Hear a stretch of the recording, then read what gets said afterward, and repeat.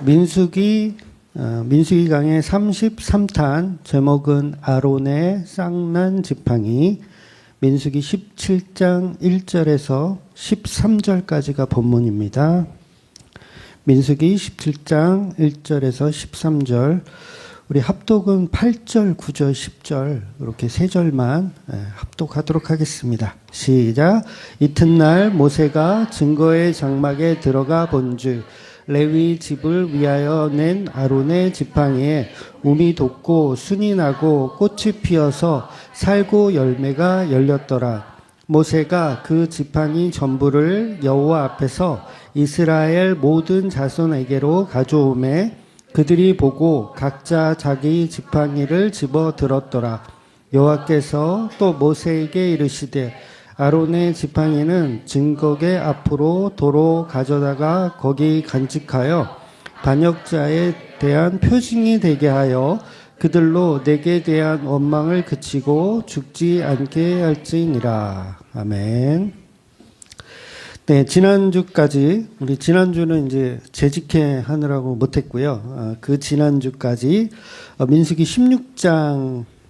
16장에서 이제 고라와 다단과 아비람의 그 당을 지어서 모세와 아론에게 이렇게 반역하는 끔찍한 사건을 보았어요. 그래서 결론이 어떻게 됐냐면 그들이 결국은 이제 땅이 갈라져서 그들을 삼키고 또 이제 나머지 250명도 이제 자기 향로를 가지고 왔다가 이제 하나님의 불이 나와서 그들을 태워 죽였습니다. 그래서 이들은 왜 반역을 했을까라고 하면 왜 반역했죠? 왜 반역했어요? 제사장의 직분을 탐냈기 때문에 그래요. 제사장의 직분. 그러니까 제사장은 하나님이 세우시는 거잖아요. 근데 인간들이 그 제사장의 직분을 탐한 겁니다. 근데 문제는 뭐냐면 이 제사장의 직분이라는 게 그냥 세상 사람들의 눈에는 그 고라 일당들의 눈에는 어떻게 보였냐면 굉장한 권력의 자리로 본 거예요. 제사장의 자리는 굉장히 권력이 있는 자리고 백성들 위에 군림할 수 있는 그런 자리라고 생각을 한 거예요. 고라 일당들은. 그래서 하나님으로부터 오는 어떤 그런 풍요와 힘을 누릴 수 있는 자리라고 오해를 한 거죠.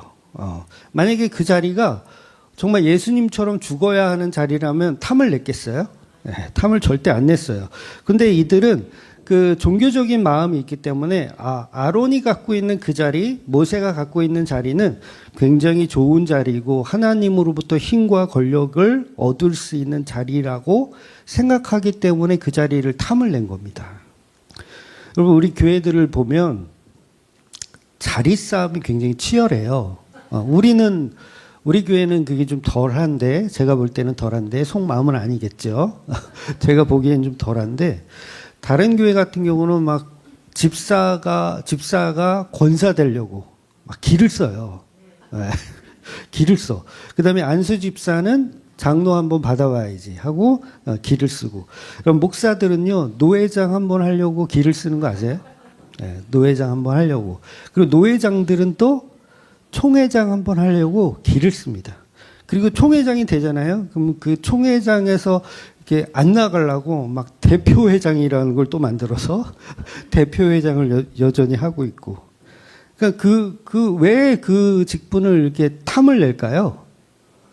그 자리가 하나님의 복을 받는 좋은 자리라고 잘못 생각하고 있기 때문에 그래요. 그래서 철저하게 타락한 인간의 어떤 인본주의가 우리는 높은 자리에 가서 하나님의 복을 쟁취해야 되겠다. 그러니까 여러분, 제가 목사이지만 목사라는 자리가 막 하나님께 막 뭔가를 받아. 막 어제 재산이 뭐 700원 있던 게 그 다음날 되니까 뭐 1,000원이 되고 2,000원이 되고 3,000원이 돼. 눈으로 보여. 그러면 어때요? 그 자리가 탐이 나게 되어 있는 거지. 어떤 집사하다가 이제 권사가 됐더니 갑자기 잘 돼. 사업이 잘 되고 막 애들이 막 번창하고 막 그래. 그럼 어때요? 그 직분 때문에 그렇게 됐다라고 생각을 하고 그 자리를 탐을 내더라는 거예요. 그래서 인간은 계속 자기 자리보다 높은 자리에 가서 왕 노릇하고 한번 살아보고 싶은 거예요. 그러니까 교회에서도 전부 그거 한 자리 차지하고 싶은. 그러니까 자리가 문제가 아니라 그 자리에서 주어지는 어떤 복을 누리려고 막 이렇게 길을 쓰고 그 자리를 가고 싶어 하는 거예요. 그러니까 이 고라 일당들이 무슨 생각을 하고 있었던 거예요? 아론의 자리를 탐을 낸 건 아론이 받을 복을 자기도 받을 권리가 있다라고 생각하는 거예요. 근데 그 자리는 결코 좋은 자리가 아님에도 불구하고 사람들은 착각을 하더라는 거죠.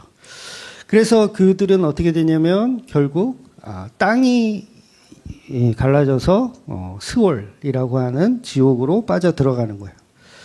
그런데 이미 말씀드렸지만 인간이 얼마나 지독한 죄인인지 그 무시무시한 심판을 두 눈으로 똑똑히 보고도, 그러니까 수백 명이 죽었잖아요. 불에 타 죽고 땅속으로 들어가고 이걸 다 봤음에도 불구하고 백성들이 그 다음날 어떻게 했다 그래요? 다시 회중들을 모아서 또 모세와 아론을 원망해요. 너희가 여호와의 백성을 죽였다 그러면서. 그래서 무슨 일이 일어나요? 이번엔 연병이 창궐을 하게 되어서 사람들이 죽어나갑니다. 그래서 오늘 본문은 이제 17장에 들어오면서 하나님께서 이 끝없는 인간의 반역과 원망을 잠재우기 위해서 기가 막힌 제안을 하나 이제 하시는 거예요. 그래서 2절에 보면 이제 이렇게 표현해요. 너는 이스라엘 자손에게 말하여 그들 중에서 각 조상의 가문에 따라 지팡이 하나씩을 취하되 곧 그들의 조상의 가문대로 그 모든 지휘관에게서 지팡이 12를 취하고 그 사람들의 이름을 각각 그 지팡이에 쓰라고 명령을 하신 거예요. 그러니까 12지파가 있으니까 각자 하나씩 한 지팡이씩 가져다가 그 지파장의 이름을 거기다 쓰는 거예요. 그래서 이스라엘 백성들이 이제 12지파니까 12개의 지팡이를 가져다가 이제 그거를 회막 안에 갖다 놓은 거예요. 회막 안에 갖다 놓았어요. 그래서 5절에 보면 이렇게 표현하죠. 내가 택한 자의 지팡이에는 싹이 나리니 이곳으로 이스라엘 자손이 너희에게 대하여 원망하는 말을 내 앞에서 그치게 하리라. 이렇게 표현하는 거예요. 그러니까 하나님이 니들 지팡이 다 가져와. 내가 선택한 자에게 선택한 지팡이에는 싹이 날 것이다 라고 이야기한 거예요. 그래서 여기서 말하는 지팡이의 의미는 뭘까? 물론 지팡이는 여러 가지 의미가 있겠죠. 뭐 의지해야 하는 그런 느낌도 있고 그 지팡이가 인도한다라는 느낌도 있고.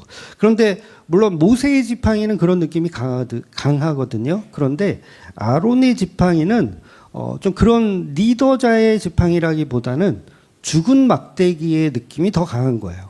그러니까 죽은 막대기를 다 가져와라 하고 하는 거예요. 그래서 이 지팡이는 나무로 만드는 거지만 뭐예요? 이미 죽은 막대기예요. 뿌리도 없고 수분도 없고 생명력이라고는 단 1%도 없는 완벽한 시체. 완벽한 시체. 그래서 하나님께서 하필 지파장들에게 죽은 막대기를 가져오라는 건 그것이 바로 이제 언약궤 앞에서 무엇을 하려고 하시는 하나님의 의도를 담고 있는 거죠. 그래서 선악과를 따먹고 다 죽어버려야 할 저와 여러분이 진짜 너희들의 지금 실체가 어떠한지를 하나님이 지금 알려주시려고 하는 거예요. 그 실체가 뭐냐면 죽은 막대기. 그러니까 저와 여러분은 죽은 막대기. 근데 이 죽은 막대기가요, 자기가 좀 괜찮은 막대기인 줄 알아. 괜찮은 나무인 줄 알아. 그러니까 우리는 이미 이 막대기를, 이 지팡이를 땅에다가 꽂아서 물 준다고 이 막대기가 막 순이 나고 이렇게 살아날까요? 안 나잖아요. 근데 우리가 교회에서 죽은 막대기들이 하나님 비를 내려 주시옵소서. 그래서 나에게서 열매가 나게 하여 주시옵소서. 그래서 열매 많이 맺히면 내가 하나님께 이렇게 다 보답을 하겠습니다. 어떤 사람은 그래요. 하나님께 기도하기를 하나님 11조 한 달에 1,000만 원씩 할 수 있게 해주세요. 그러니까 굉장히 믿음 좋은 거 같죠. 1,000만 원씩 하는데. 근데 그 꼼수는 뒤에 있는 1억이야. 나머지 9천만 원은 자기가 갖고 싶다는 거죠. 그래서 봉사 열심히 하고 탐스러운 포도송이를 이렇게 만들려고 하는 그 꼼수. 오전에도 설명했지만 그게 뭐예요? 그게 예수를 갖다가 자기의 가치로 들으려고 하는, 예수를 통해서 자기 가치를 들으려고 하는. 그러니까 교회에서는 그냥 하나님한테 나를 도우소서. 그러니까 나에게 투자하소서. 여러분은 저한테 투자하소서. 돼도 걱정, 안 돼도 걱정. 주여 경매가 돼도 걱정, 안 돼도 걱정. 나에게 투자하소서. 이렇게 되는 거죠. 그러니까 하나님, 나에게 투자하소서. 그러니까 저와 여러분은 생명이 끊어진 죽은 막대기라는 본질을 잊어서는 안 된다는 거죠. 그래서 죽은 막대기가 아무리 새벽에 나와서 기도한다 그래도 열매가 없어. 철야 기도하면 열매가 없어. 죽은 막대기가 금식해. 그럼 어떻게 되는 거예요? 그냥 죽는 거예요. 여전히 나가리예요. 그래서 생명이 싹이 틔울 수가 없다는 거죠. 그래서 막대기에다가 아무리 페인트 칠을 하고 금박을 입히고 가짜 꽃을 막 갖다 붙이고 해도 우리는 열매를 맺을 수 없는 죽은 막대기라는 거예요. 그래서 이것이 나의 종교적인 업적이라고 착각하는 순간 그건 다 거짓말이라는 거죠. 그래서 우리는 장작개비에 불과한 죽은 막대기. 그래서 인간의 행위로는 절대 구원을 이룰 수 없다는 전적 타락과 무능력을 그 12개의 지팡이 속에 폭로시키고 계신 거예요. 그런데 이제 12개를 갖다 놨는데 그 다음날 아침에 이제 성막에 들어가서 모세가 이제 그 지팡이를 확인했죠. 그때 기절초풍할 일이 벌어진 거예요. 그래서 8절에 보면 이튿날 모세가 증거 장막에 들어가 본즉 레위 집을 위하여 낸 아론의 지팡이에 우미 돋고 순이 나고 꽃이 피어서 살구 열매가 열렸더라. 그냥 이렇게 어떤 싹이 나서 뭐 우미 돋고 뭐 새싹이 이렇게 할 정도가 아니라 어느 정도냐면 열매가 열릴 정도라는 거예요. 그러니까 이건 굉장한 거죠. 엄청난 거예요. 그래서 12개 중에 오직 아론의 지팡이에만 하룻밤 사이에 생명이 터져 나온 거예요. 그러니까 이건 생물학적으로 불가능한 일이잖아요. 죽은 막대기가 어떻게 살아나. 절대 불가능한 거. 그런데 왜 하필 아론의 지팡이에서만 이런 일이 일어났을까? 아론이 다른 지파장들보다 뭐 도덕적으로나 윤리적으로나 뭔가 뛰어난 사람이어서 그랬을까요? 당연히 아니에요. 종교적인 어떤 스펙 때문도 아닙니다. 그러니까 아론은 이 양반이 참 좀 그런데 그 모세가 시내산에 올라갔을 때 사실은 산 밑에서 백성들을 이렇게 합세해가지고 백성들이 어떤 그 죄악과 같이 버무려져서 금송아지를 만들어낸 장본인이기도 해요. 그래서 이것이 우리를 애굽에서 건져낸 여호와 하나님이다라고 이렇게 주장했던 분이라고 해도 되나? 요럴 때는 요 아론 어르신이 이런 짓을 했던 아주 우상숭배의 앞잡이 그놈의 지팡이에 싹이 났다는 거예요. 이왕이면 12지파 중에서 좀 괜찮은 애를 골라서 싹이 나게 하시지.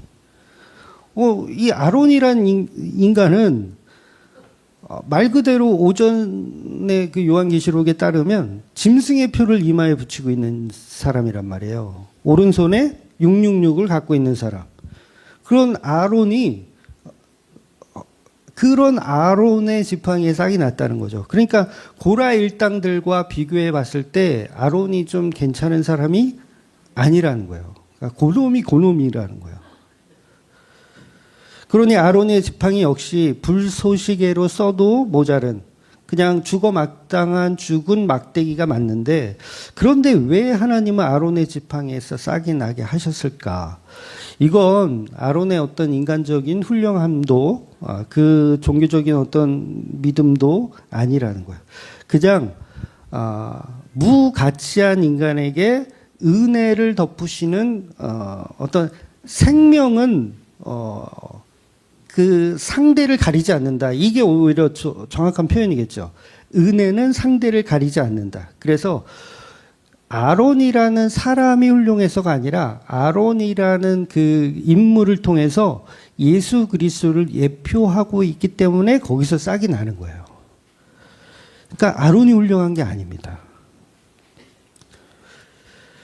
그런데 예수 그리스도를 예표하는 아론이기 때문에 그 아론의 지팡이에서 싹이 나고 열매가 나오더라는 거죠.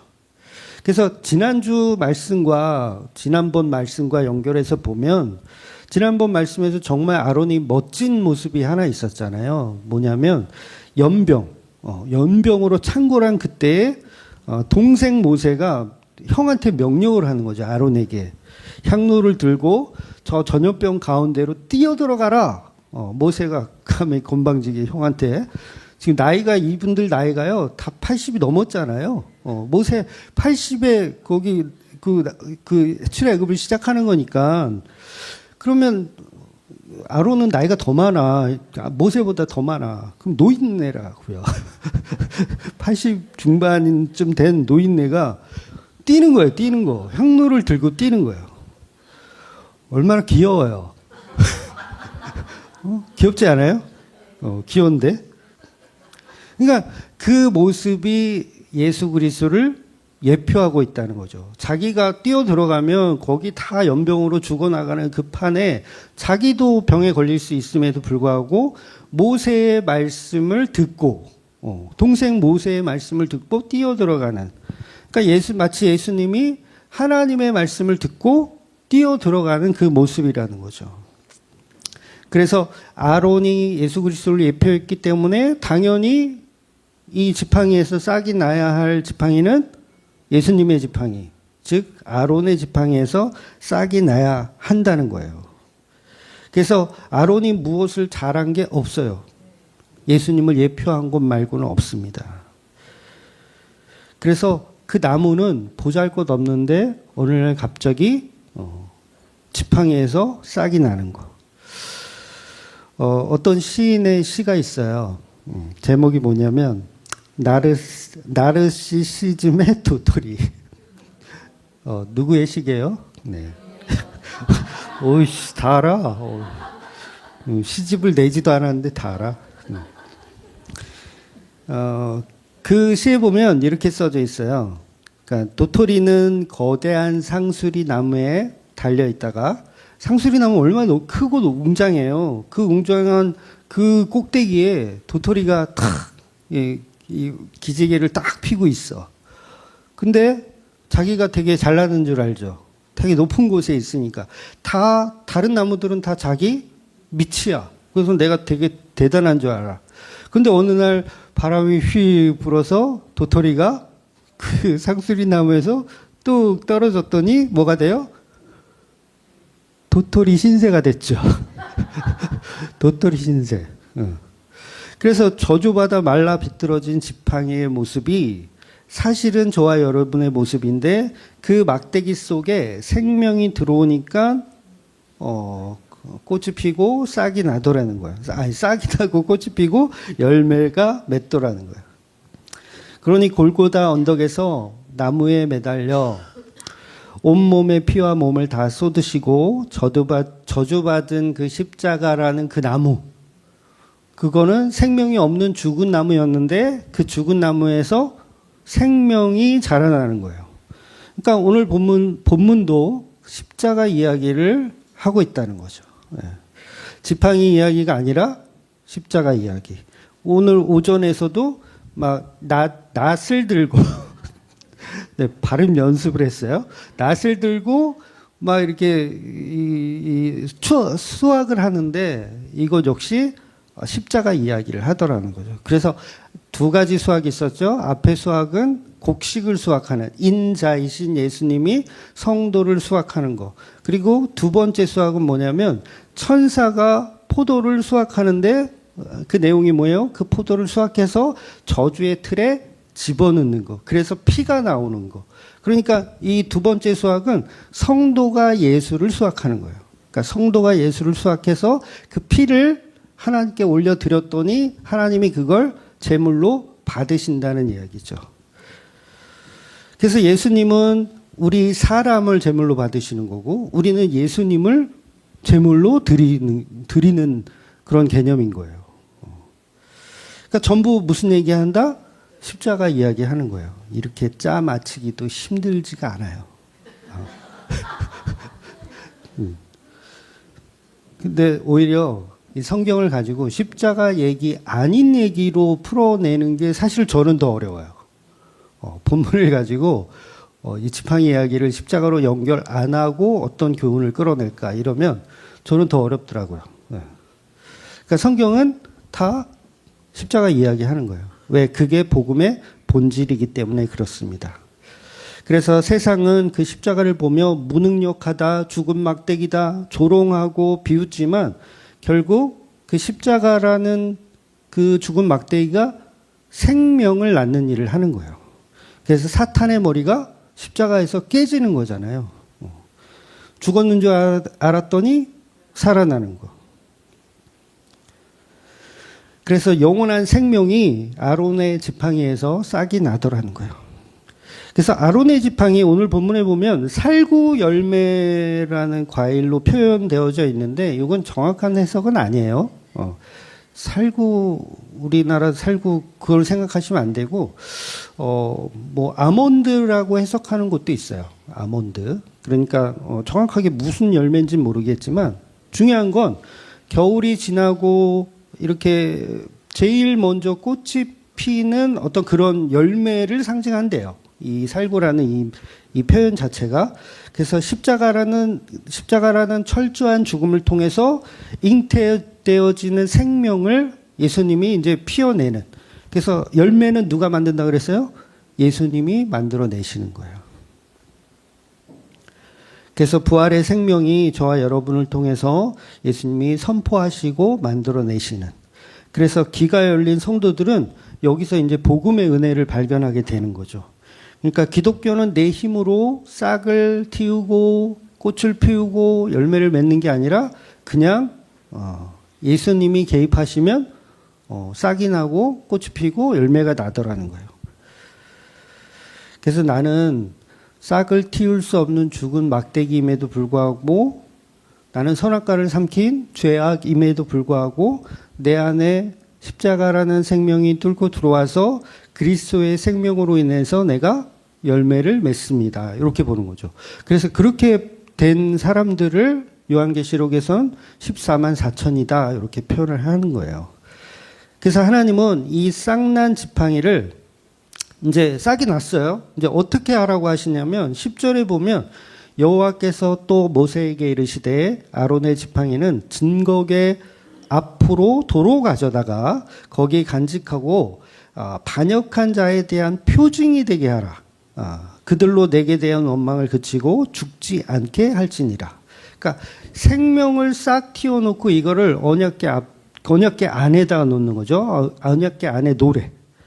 그리고 이것 때문에 어떻게 된다? 죽지 않게 되리라. 이렇게 표현하는 거예요.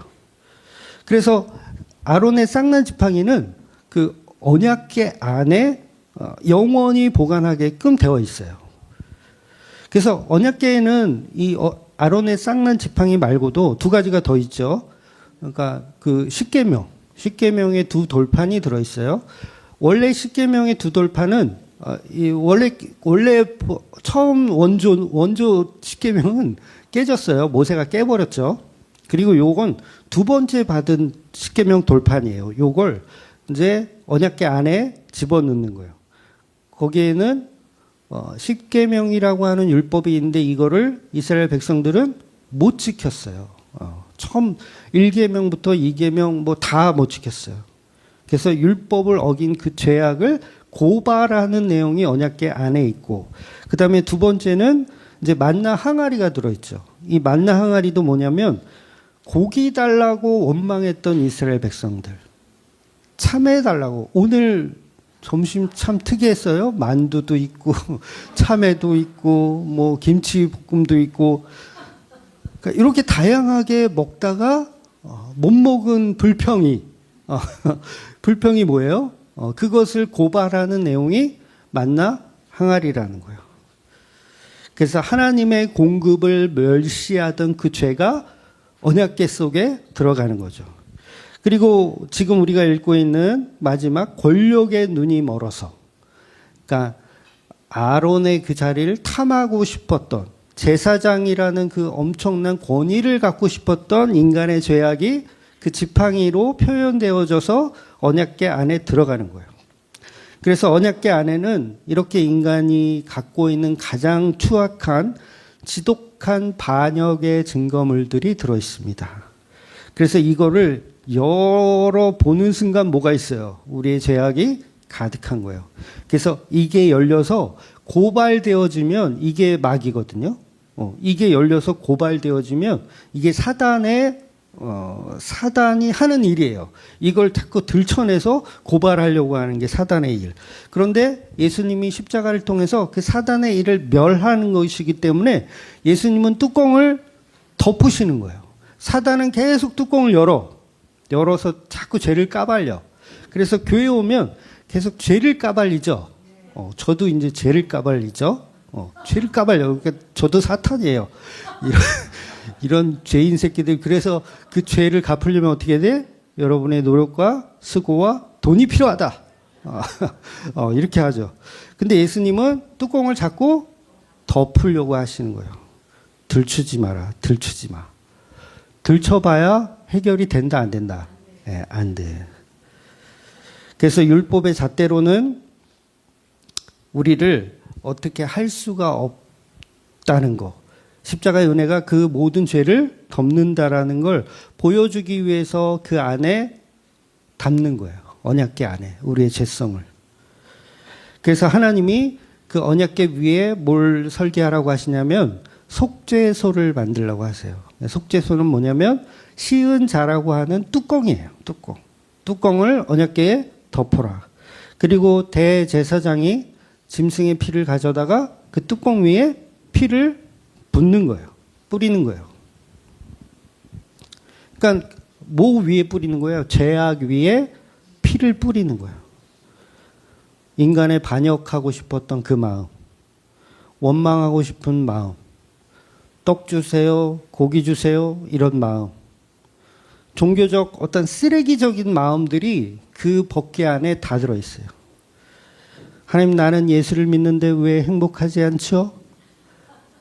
내게 지금 필요한 건 명예와 권력과 돈입니다. 이게 뭐라고요? 쓰레기 같은 이 마음을 집어넣고, 법궤 안에 집어넣고 덮으시는 거예요. 그리고 피로 법궤로 적시는 거예요. 그래서 뚜껑이 열리면 어떻게 돼요? 우리는 다 고발당해져서 죽는 거예요. 그래서 아론의 쌍난 지팡이는 죽어 마땅한 반역자들을 살려내기 위한 친히 죽은 막대기가 되시고 부활과 첫 열매가 되신 그 남편 예수 그리스도에 관한 이야기를 하는 거예요. 이것이 너희들이 영원히 기억해야 할 복음이다라고 선포하는 거죠. 그래서 오늘 본문 마지막에 보면 12절과 13절에 보면 이 기적을 본 이스라엘 백성들의 반응이 적혀져 있어요. 뭐라고 표현되어지냐면 이스라엘 자손이 모세에게 말하여 이르되 보소서 우리는 죽게 되었나이다. 망하게 되었나이다. 다 망하게 되었나이다. 가까이 나아가는 자 곧 여호와의 성막에 가까이 나아가는 자마다 다 죽사오니 우리가 다 멸망하여야 하리이까. 이렇게 표현해요. 그러니까 우리 다 죽었어요. 이거 어찌할까요? 라고 표현하는 거죠. 그러니까 백성들이 이 모든 과정을 지금 이렇게 보고서 벌벌 떨면서 우리 다 죽었다라고 하는 거예요. 그러니까 원래 복음을 들으면요, 이게 맞아요. 이 표현이 우리 다 죽었다. 비로소 자신들이 하나님 앞에서 얼마나 무가치한지를 알게 되어지는 거예요. 그러니까 열심히 내가 아론의 자리에 가고 싶었던 그 마음이 가치 없었음을 알게 되는 거. 그러니까 권사 되려고 막 지랄한 거 그거 별로 가치 없었음을 알게 되는 거예요. 장로 되려고 그냥 막 돈 갖다 쓰고 투표해야 되거든요. 장로 되려면 3분의 2가 찬성해야 돼요. 그럼 어떻게 돼요? 선거 운동을 해야 돼. 이런 모든 것들이 다 가치가 없었음을 알게 되는 거예요. 그래서 율법 앞에 서면 우리의 가치가 드러납니다. 야, 우린 뼈저리게 내가 죽은 막대기라는 걸 알게 되는 거죠. 그래서 내가 하나님 앞에 가치 있다고 착각했던 것들이 십자가 앞에서 다 무너져 내리는 거예요. 그래서 복음은 결국은 내가 죽고 예수가 사는 거예요. 내가 죽고 예수가 사는 거.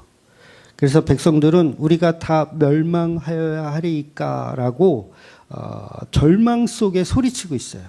절망 속에 소리치는 거. 그러니까 이 표현 자체가 되게 애매해요.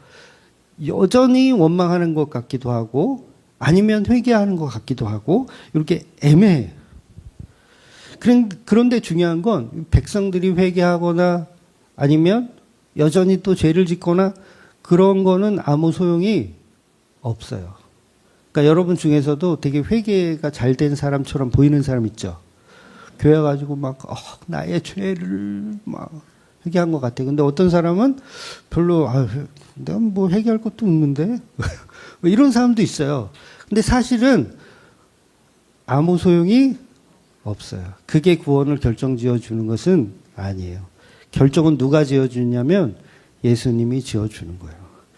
그래서 언약궤 안에 품어진 그 아론의 쌍난 지팡이 곧 우리를 대신해서 십자가에 죽으신 예수가 피 흘리고 계심으로 인해서 덮어지는 거예요.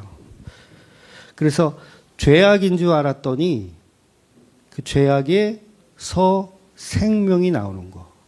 그러니까 여러분 그 발효와 부패는 개념이 똑같아. 개념은 똑같아요. 근데 결과가 달라지는 거예요. 그러니까 이 언약궤 속에 부패한 세 가지 물건이 있잖아요. 근데 이게 더럽고 썩은 거잖아. 근데 여기에 생명이 들어가서 예수님이 개입하면 이게 부패가 아니라 오히려 발효가 되는 거예요. 발효가. 그래서 하나님이 열어봐도 문제가 없는 거예요. 이미 예수라는 생명이 그 안에 들어있기 때문에. 그러니까 이 세 가지 물건이 무엇을 해서 뭐 아름다워져야지 이렇게 해서 아름다워지는 게 아니에요. 지금 이곳이 하나님의 언약궤라면 이 언약궤에 여러분의 상태가 지금 다 들어있죠.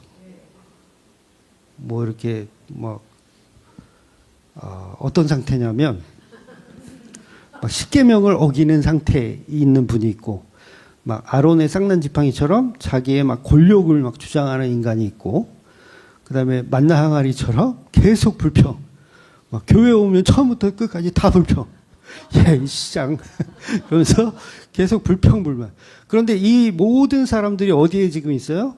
예수님의 피라는 언약궤 아래에 있다면 결국 생명으로 바뀌어진다는 거예요. 그래서 천국 갈 수 있는 건 이들의 어떤 노력과 변화가 아니라 예수님이 품어주셨냐, 십자가가 그 안에 생명을 부어주셨냐라는 거예요. 그래서 생명의 싹을 틔우는 예수님이 결정하시는 거예요. 그러니까 우리의 상황과 우리의 처지와 우리의 믿음 또한 우리의 것이 아니라는 거예요. 오직 예수님이 다 이루었다 선포하시면 야, 이 십계명이 이게 지옥 가도 마땅할 인간들인데 그걸 천국에 데려가 주시는구나. 이 불평불만만 하던 이 만항아리 깨버려도 모자랄 판에 이것도 하나님의 천국으로 인도하시는구나. 결국 본문의 결론은 우리는 생명력이라고는 1도 없는 죽은 막대기임에도 불구하고 그 인생에 예수님이 개입하셔서 열매를 맺고 생명을 싹 틔우는 그런 은혜를 오늘 본문이 설명하고 있는 겁니다. 그러니까 우리는 교회 안에서 여전히 나는 십계명이요, 나는 만나 항아리며 나는 아론의 지팡이, 죽은 막대기일 뿐입니다. 그러나 예수님이 우리를 살리시고 계십니다라는 걸 믿는 거예요. 그래서 썩어질 죽은 막대기가 아니라 그 생명을 주신 그 은혜에 반응하면서 사는 겁니다. 그래서 어리석고 미련해 보이는 그 십자가의 피가 본질이구나, 우리의 생명이구나. 그래서 우리는 예수 없이는 아무것도 아니구나 라는 믿음으로 그 사랑에 감격하여서 사시는 저와 여러분이 되시기를 예수님의 이름으로 축원드리겠습니다. 아멘. 기도하겠습니다.